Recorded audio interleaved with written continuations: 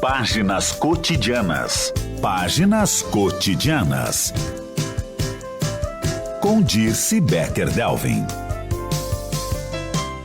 No teu tempo, Dirce, 16 graus e 2 décimos a temperatura, faltando agora 17 para as 8. Bom dia. Bom dia, Nicolas. Tudo bom, Dirce? Tudo bem, Paulo? Bom dia, Josué. Bom dia para você que está nos acompanhando. No teu tempo, fiquei pensando que tu estarias dizendo no teu tempo do passado, né? Porque a gente fala no meu tempo, mas tu estás dizendo que eu tenho o meu tempo agora, é isso? No teu ritmo. Ah, no meu ritmo, pois é.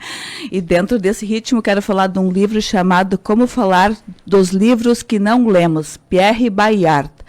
Ele, na verdade, cresceu num meio onde ele não tinha muito acesso à cultura e acabou se tornando um profissional bastante renomado, vivendo com intelectuais. Ele se tornou professor numa universidade da França e lecionava francês. E aí ele começou a perceber, ele ficou bastante preocupado que lá pelas tantas, um dos alunos poderia perguntar para ele sobre algum livro e ele talvez não teria lido essa obra clássica. Ele falou assim, talvez se eu for comentar algum livro, basta um não ter lido que ele vai me desacomodar. E aí ele escreveu essa obra falando sobre como falar dos livros que nós não lemos.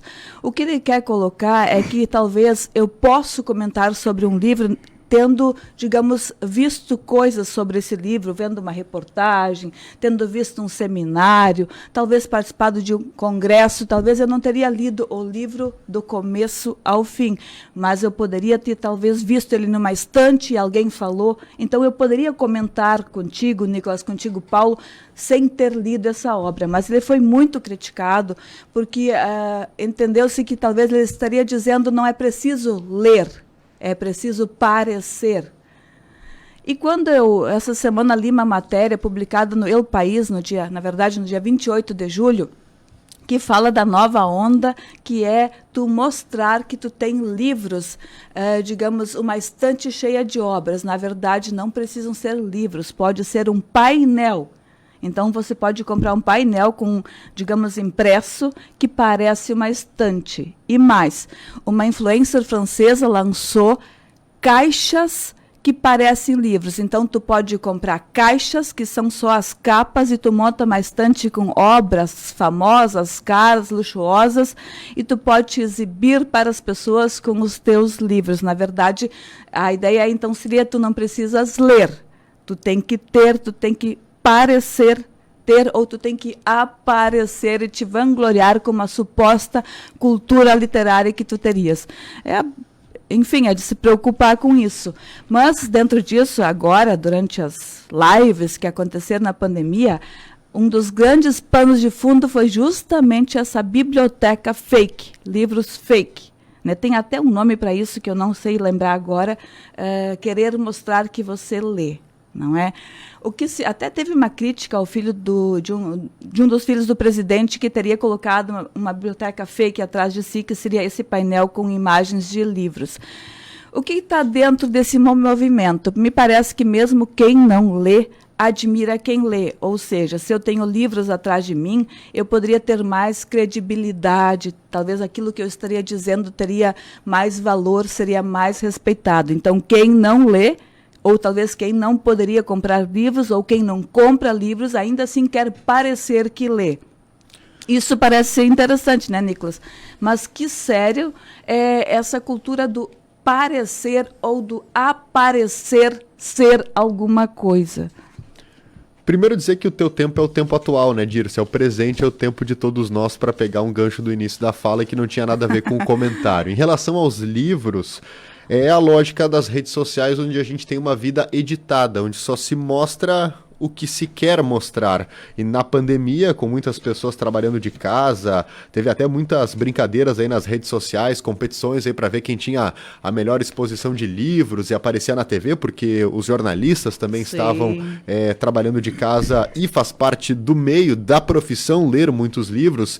E hoje em dia a gente percebe um movimento onde existem muitas formas de adquirir conhecimento e não só através dos livros, mas pela sua abrangência, pela necessidade de atenção, de memorização, de concentração que eles nos exigem, eles são fundamentais, e acredito que sempre vão ser fundamentais para a construção de conhecimento, mas vale essa reflexão aí, onde a gente está vivendo no mundo, onde o parecer está mais importante do que o ser, e no final das contas não importa quantos livros você já leu, se você não der um bom dia para a pessoa do porteiro do teu prédio, também não adianta muita coisa. O entrevistado às vezes pergunta qual é que era a pergunta mesmo. O entrevistado pergunta para o entrevistador. Depois sim. De uma longa fala. Aliás, o Pierre Bayard, então fala disso. Se você leu um livro do começo ao final, mas não sabe o que leu, talvez não faça sentido nenhum, né? Porque talvez tu tenha só lido e não tenha nem pensado na obra. Mas tem uma outra questão interessante. Teve bibliotecas que colocaram perfumes, foi criado um perfume por uma dada marca que lembraria cheiro de livros, ou seja, tinha gente sim com saudade de ir a uma livraria, a algum lugar que tivesse então o cheirinho do livro novo, que é uma delícia, né? A gente lembra os livros da escola, quando a gente ganhava os primeiros livros. Paulo, acho que nós somos desse tempo em que talvez o livro fosse a gente ganhar quando ia à escola, aquele livrinho novo que vinha da secretaria, né? Lembro do cheirinho. Mas o comportamento do aparecer também é sinalizado quando pessoas compram pôsteres de livros. Eu vi que livrarias colocaram isso numa pesquisa, compram pôsteres, feito pôster do filme, ou seja, eu coloco na minha casa a propaganda do livro, coloco uma foto dele, como se eu fosse comprar um pôster de um filme, mas não fosse olhar o filme. O importante é que eu teria isso na minha casa. Tá bem, Dirce. Essa questão da interpretação da leitura é interessante um dia abordar, Dirce, porque a interpretação do que está se lendo, como é que nós ensinamos os nossos alunos, os nossos estudantes no Brasil, a interpretação ou apenas a leitura? Porque interpretar o que está se lendo, especialmente numa didática de livros, por exemplo, não é tão comum, né, Dirce?